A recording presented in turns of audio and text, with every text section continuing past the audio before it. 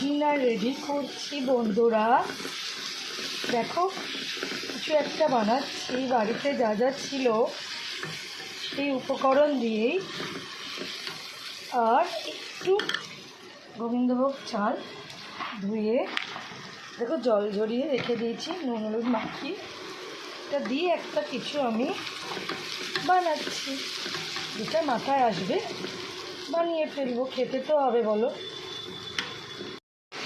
এবার না চালগুলো মিশিয়ে দেবো, মিশিয়ে দিয়ে এর সাথে একটু নাড়াচাড়া করবো।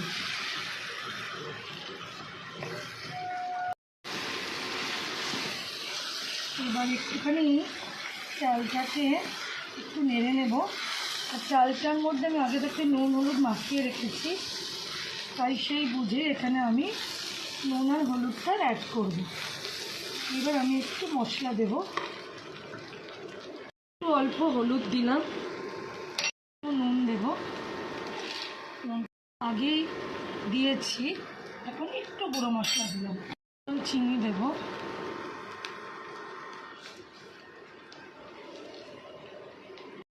ধনে জিরে দেবো, একটু ভিনেগার দেব। এবার আমি নেড়ে নেব, একটু নেড়ে মশলাটা মিশিয়ে দিই,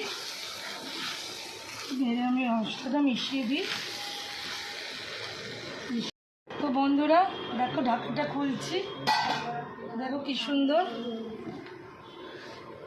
কীরকম দেখো কি সুন্দর হয়ে গেছে।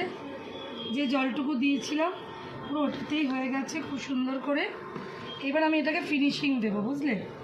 এবার আমি এটাকে ফিনিশিং দেবো, কীভাবে দেবো পুরোটাকে তোমাদের দেখিয়ে দিলাম নাড়িয়ে চুকিয়ে। মশলা লাস্টে দেবো আমি, এটা একটু বেশি করেই দেবে। আর এখানে ধনে পাতা দিলাম,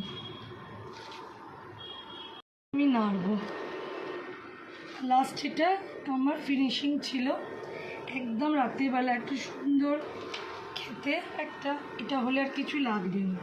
আজকে রাত্রিবেলা আমার কাছে কোনো তরকারি রেডি নেই, আমি এটা দিয়ে খেতে দিয়ে দেবো। তোমরা চাইলে এর মধ্যে ঘি দিতে পারো, আর এটাতে ঘি দিলে ভালো লাগবে না, একটু বাটার পড়লে ভালো লাগবে, দিলে দিতে পারো, তোমাদের ইচ্ছা, যত দেবে তত দিতে পারো, কোনো অসুবিধা নেই। দেওয়াতে তো কোনো বাধা নেই, তাই না? কোনো জিনিস দেওয়াতেই বাধা নেই, তুমি যত গুড় দেবে ততই মিষ্টি হবে, তাই তোমার যা ইচ্ছা তুমি এর মধ্যে অ্যাড করতেই পারো। আবার খুব কম জিনিস দিয়ে বানিয়ে দিতে পারো, টেস্ট করে দিতে পারো। তো দেখো বন্ধুরা কেমন ঝুরঝুরে হয়েছে, দেখো আমি পুরো জলটাই আমার আন্দাজে দিয়েছি, না আমি আগে চাল সেদ্ধ করেছি না কিছু, শুধু ভিজিয়ে আমি এটাকে একদম জল ঝরিয়ে নুন হলুদ মাখিয়ে রেখেছিলাম। তো হয়ে গেল একটা সুন্দর ডিনার তৈরি। লাগে কেউ ওপরে বাটার দিয়ে সার্ভ করতে পারো, খুবই টেস্ট হবে বাটার দিলে, ঘির বদলে এটাতে বাটারই ইউজ করো। ওকে, তো চলো আমি এটাকে ঢাকা দিয়ে রাখি, খাওয়ার সময় দিয়ে দেবো, দিয়ে আমি আমার ইন্ডাকশান অফ করে দিচ্ছি।